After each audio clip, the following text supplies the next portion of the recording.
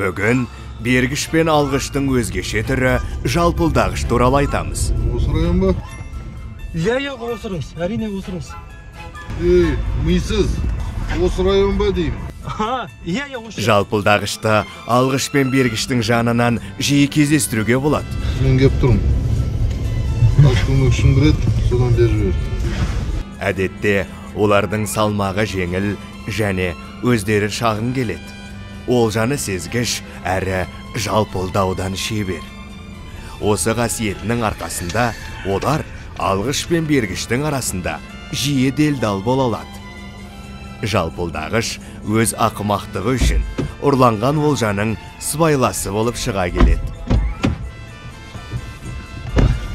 Аға, ішінде бәрі түгел, бәрі дұрыс.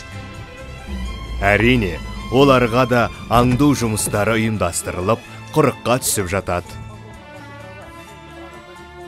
Бұларды ұстап алып, біз ұрланған олжаны орнына қайтарамыз.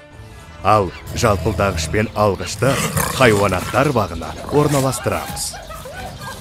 Қазақстан Республикасы сыбайлас жемқорлыққа қарсы қызметі сіздерден заңды бұзбауды және әрқашан адам болып қалуды сұрайды.